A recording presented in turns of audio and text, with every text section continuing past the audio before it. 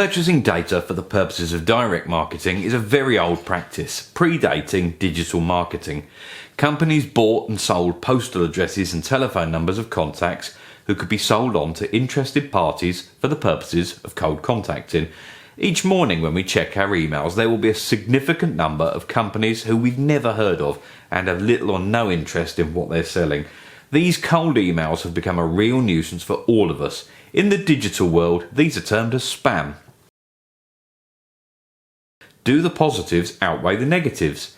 In this video, we're going to take a closer look at purchase databases of email addresses and how they are sourced and what are the risks of using them. What does the law say and how do they work? And at this point, it's probably worth pointing out that here at Email Blaster, we don't allow the use of purchase lists to be sent out using our email marketing software. Now, this does mean that this video will of course have a bias against lists of this nature.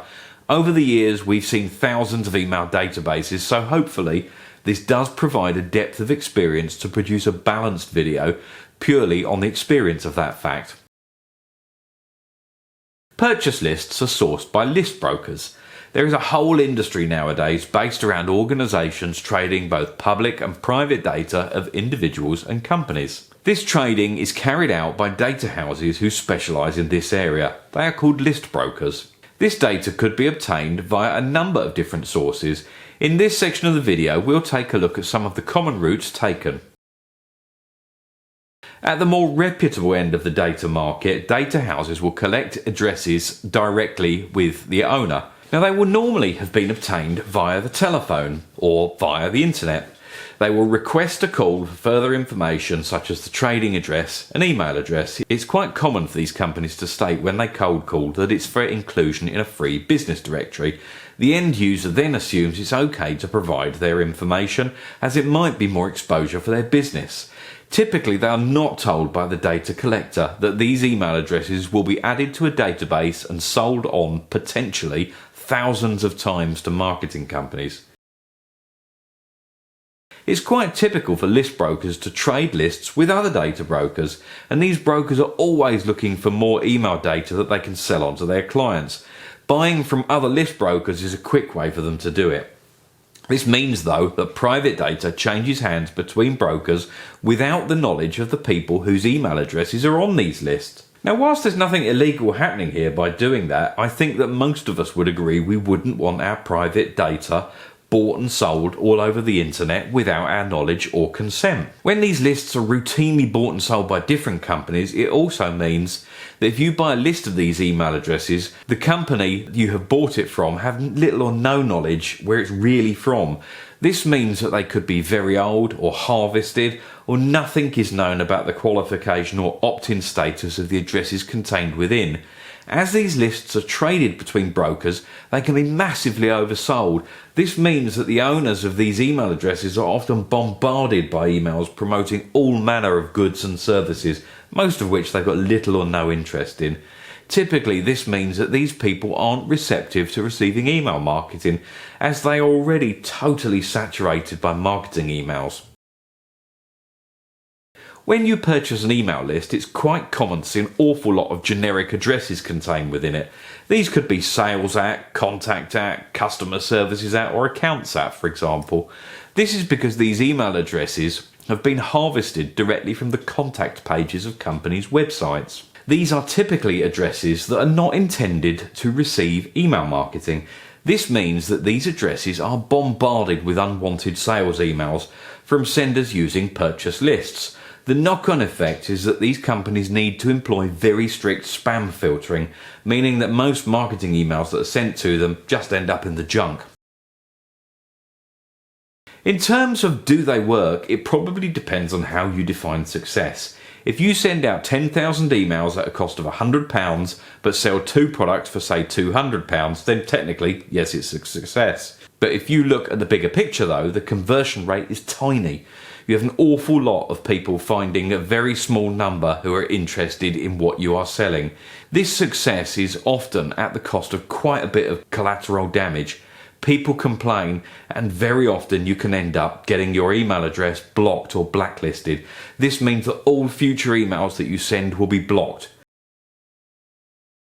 Now, when using purchase lists, they can be a total leap into the unknown. If your purchase lists contain thousands of email addresses, then very little will be known about most of them, if not all of them. As data is generally sold on account, these lists are typically stuffed full of old or duplicate data purely to increase the number of email addresses. More addresses means a higher purchase price. As the quality of these lists can be quite dubious, they can often cause quite a bit of damage both to the sender and the service provider. This is why email marketing service providers such as ourselves will not let people use lists of this nature. The main area of damage is the sender being blocked from the network, such as Gmail, Outlook, etc., because of the high number of emails being marked as spam. Every time a user receives an email they haven't asked for, lots of them will mark it as spam. When this happens, these reports are filtered back to the service provider. When GDPR was first launched, it was stated that all contacts contained within your list had to have opted in directly in order to receive your email marketing. It also stated this needed to be done with a positive opt-in. This means that the subscriber would need to perform a positive action such as ticking a box. But the restrictions of GDPR have changed so that data houses can still continue to trade email addresses legally. This took the form of legitimate interests. GDPR now has the inclusion that businesses can legally be cold emailed if they have a legitimate interest in receiving your product. This very loose term of legitimate can be used to argue that anyone has an interest in receiving a whole host of cold emails. It therefore makes it perfectly legal for list brokers to continue to buy and sell email addresses that can then be sold on and bombarded with emails. Despite it being perfectly legal to send out email marketing to businesses who have not opted in this manner, under the banner of legitimate interests, all major email marketing software suppliers such as ourselves will prohibit the use of these lists. Now, as we've previously looked at, purchase lists are typically riddled with bad data, causing significant damage to both the sender and service provider. Most of us hate having our inboxes bombarded with sales emails that we didn't ask to receive. Email marketing is one of the most effective methods of cultivating long-term relationships, and it's great for building loyalty and brand awareness with new subscribers. If our inboxes are polluted by a barrage of emails that we didn't ask for, it means that we miss the emails that we did ask for. Nowadays, all email marketing software suppliers will not let you send to purchase lists for the main reasons that we've touched on previously. At best, success is questionable. They tend to generate a significant number of complaints from a significant number of recipients. They often lead to blacklisting of the sending company's domain name. It's a question that often comes up. If I can't buy data, where do I get it from? Buying data does seem to present a quick fix. Now, successful email marketing has never been about blitzing out huge campaigns for thousands of emails. It simply doesn't work. Building a database should be methodical and consistent, and add a little each month that you've generated organically. So you can do this by adding a good quality subscribe form to your website. Now, the knack here is to offer people something in return for joining. Also make sure that the form is highly prominent on your website, not buried in the footer or on an internal page, for example.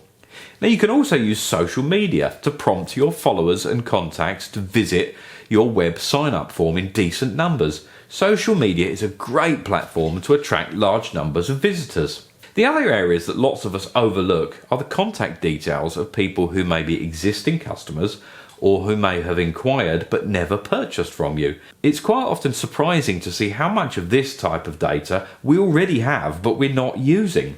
Okay, that rounds up our video today on purchase lists, the risks of and why you shouldn't use them. I hope you found this video useful and informative, and please don't hesitate to like and subscribe. Thank you.